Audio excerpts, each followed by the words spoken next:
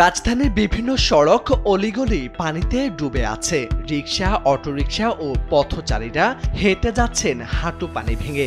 অনেক বাসাবাড়িতে পানি ঢুকে পড়েছে। রাতভর টানা বৃষ্টি আর বজ্রপাতের ফলে অচল অবস্থা দেখা দিয়েছে নগর জীবনে। শনির একটা থেকে যাত্রাবাড়ি, নিউ মার্কেট থেকে পল্টন, রামপুরা থেকে কাকরাইল, মিরপুর থেকে মতিঝিল, প্রায় সব সড়কেই দেখা গেছে জলাবদ্ধতা। অনেক অলিগলিতে হাঁটু পরিমাণ জলাবদ্ধতা দেখা দিয়েছে। নিচু বাড়িগুলোর ভেতর ঢুকে পড়েছে পানি। রাত থেকে প্রচন্ড বৃষ্টি এবং ভারী বৃষ্টির কারণে আমরা দেখতে পাইছি যে ঢাকা শহরের প্রায় প্রধান সড়কগুলোতে পানি জমে গেছে। কোনো কোনো জায়গায় হাঁটু পর্যন্ত পানি, এমনকি মানিক নিয়ে এভিনিউর মতো জায়গায় পানি প্রায় হাঁটু পর্যন্ত ছিল, যে কারণে প্রচন্ড জ্যামের সৃষ্টি হয়েছে। বাসার নিচে পানি উঠছে, প্রায় হাঁটু পানি ছিল অফিসে আসার সময়। তারপর ফ্লাইওভারে উঠলাম অনেক কষ্ট করে, কিন্তু ফ্লাইওভার থেকে নামার সময় দেখি যে ঢাকা মেডিকেলের সামনে পুরোটাই পানি। একদম ভয়াবহ অবস্থা, অনেক কষ্ট করে আসা হচ্ছে। এর প্রভাব সবচেয়ে বেশি পড়েছে অফিসগামী মানুষ ও জরুরি কাজে বের হওয়া সাধারণ নগরবাসীর উপর।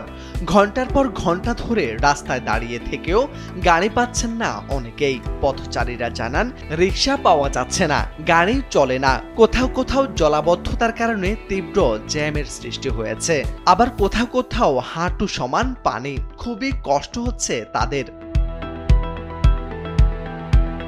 আবহাওয়া পর্যবেক্ষণ দল জানিয়েছে, দেশের উপর দিয়ে ধেয়ে এসেছে শক্তিশালী মৌসুমি বৃষ্টিবলয় প্রবাহ।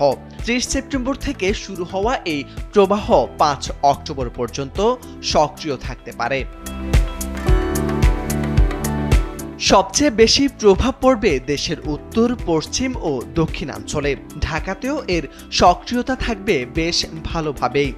আবহাওয়াবিদরা আশঙ্কা করছেন, ২ থেকে ৪ অক্টোবরের মধ্যে প্রবাহ এর সর্বাধিক সক্রিয়তা দেখা যেতে পারে। আর তখন দেশের বিভিন্ন স্থানে হতে পারে অতিবৃষ্টি। এবছর ১৩তম পূর্ণাঙ্গ বৃষ্টিবলয় এটি। ৬ অক্টোবর রংপুর অঞ্চল দিয়ে এটি দেশ ত্যাগ করতে পারে। তবে এর আগে কিছু এলাকায় অতিবৃষ্টি এবং জলাবদ্ধতার ঝুঁকি তৈরি হতে পারে বলেও জানিয়েছে আবহাওয়া পর্যবেক্ষণ দল। রাজধানী থেকে শুরু করে বিভাগীয় শহর সর্বত্রই প্রবাহ এর প্রভাব পড়বে বলে আশঙ্কা করা হচ্ছে। তাই সাধারণ মানুষকে থাকতে হবে প্রস্তুত। আর নগরবাসীর প্রত্যাশা, বৃষ্টির সঙ্গে যেন জলাবদ্ধতা আর দুর্ভোগ না বাড়ে। মোরশেদ আলম, সময়ের আলো।